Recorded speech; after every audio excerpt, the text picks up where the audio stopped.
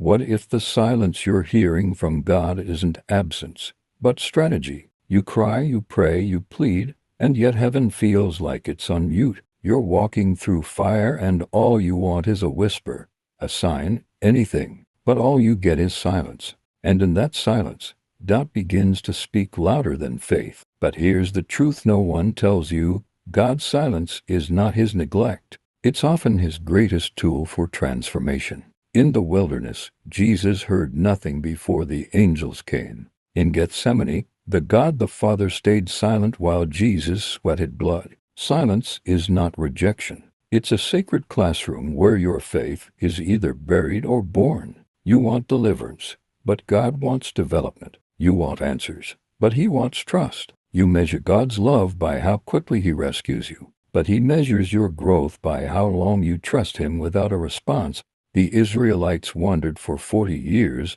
not because God was absent, but because he was preparing a generation who could handle the weight of the promise. Silence is the furnace where shallow belief is burned away and deep-rooted faith is forged. You're asking, where is God? But the better question is, who are you becoming in his silence? Are you growing bitter or are you getting bolder? Are you losing hope or learning endurance? The silence is not empty, it's echoing with the weight of your becoming. Job sat in ashes while God said nothing. But even in the silence, heaven was watching, measuring, counting every tear. The silence tests what applause can't touch. It reveals whether you serve God for comfort or for conviction. Even Jesus, hanging on the cross, cried out, "My God, why have you forsaken me?" And the sky stayed dark. But even then, the silence didn't mean abandonment. It meant fulfillment was near. Silence is a sacred space where God expects you to say, "I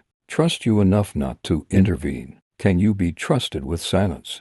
Can you keep walking when the path disappears? Can you worship when the feelings fade? If God answered every prayer immediately, your faith would never grow roots. The silence stretches your soul until it matches your calling. You want to skip the struggle, but you can't carry glory without scars.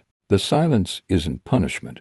It's permission to step into deeper purpose. The absence you feel is often the very presence shaping your spirit behind the scenes. Heaven may be silent, but it is never still. You're being watched, refined, and trusted. So don't misinterpret the silence as disinterest. It's a divine strategy. It's the soil where unshakable faith takes root. And now you have a choice. Will you walk away, or will you lean in? Will you demand noise, or will you dare to trust the quiet? Because if you can remain faithful when God is silent, you'll be unstoppable when he speaks.